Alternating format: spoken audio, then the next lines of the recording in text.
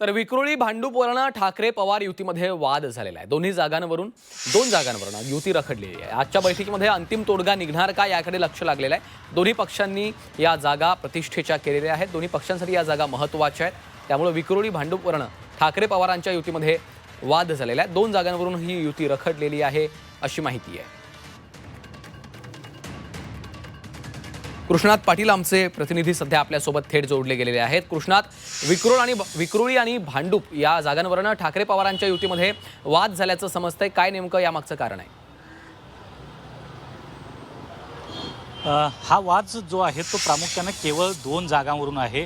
111 जो धनंजय पिसाळ यांच्यासाठी पाहिजे आहे, तर 119 जो मनीषा रहाटे जिथल्या माजी नगरसेविका आहेत राष्ट्रवादी काँग्रेसच्या त्यांच्यासाठी हवा आहे। परंतु यातले 119 नंबरचा वार्ड जो आहे तो ठाकरेंची जी युती झालेली आहे, ठाकरेंची जी चर्चा झाली आहे त्यानुसार मनसेला सोडण्यात आलेला आहे। त्यामुळे आणखी पेच वाढलेला आहे आणि ह्या दोन्ही जागा कुठल्याही परिस्थितीत राष्ट्रवादी काँग्रेसला हव्या आहेत, कारण तिथं माजी नगरसेवक हे राष्ट्रवादी काँग्रेसचे आहेत। त्यामुळे या दोन्ही कुठल्याही परिस्थितीत ठाकरे बंधूंनी सोडाव्यात अशी मागणी घेऊन जयंत पाटील आणि त्याचबरोबर राष्ट्रवादी काँग्रेसच्या मुंबई कार्याध्यक्षा राखी जाधव ह्या थोड्याच वेळात मातोश्रीवर दाखल होत आहेत। त्याचबरोबर गेल्या सुरुवातीच्या पहिल्या टप्प्यामध्ये केवळ 10 जागा या राष्ट्रवादी काँग्रेसला देऊ केल्या होत्या, शरद पवार गटाला देऊ केल्या होत्या। त्यामध्ये 4-5 जागांची वाढ झाली असली तर आणखी काही जागा या राष्ट्रवादी काँग्रेसला हव्या आहेत। परंतु ज्या जागा हव्या आहेत त्या आमच्या मतानुसार हव्या आहेत। केवळ कोणी लढणार नाही आहे, तुमच्याकडे उमेदवार नाही आहे अशी तुम्ही जागा देऊन चालणार नाही, तर आम्हाला आमचे उमेदवार जिथं स्ट्रॉंग आहेत त्या जागा आम्हाला हव्या आहेत अशा प्रकारची मागणी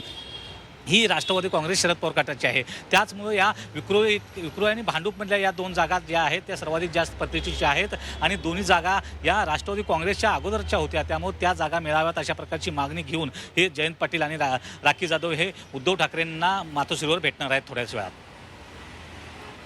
निश्चितच त्यामुळे आता या दोन जागांवरती कशा पद्धतीने तोडगा निघतो हे देखील पाहावं लागेल। धन्यवाद कृष्णात सविस्तर माहितीसाठी। तर आजच्या या बैठकीमध्ये अंतिम तोडगा निघणार का याकडे लक्ष लागलेलं आहे। ठाकरे बंधू आणि ठाकरे पवारांच्या या युतीमध्ये आता हा दोन जागांवरून वाद निर्माण झालेला आहे। त्यावर आजच्या बैठकीमध्ये नेमका काय तोडगा निघतो हे पाहावं लागणार आहे।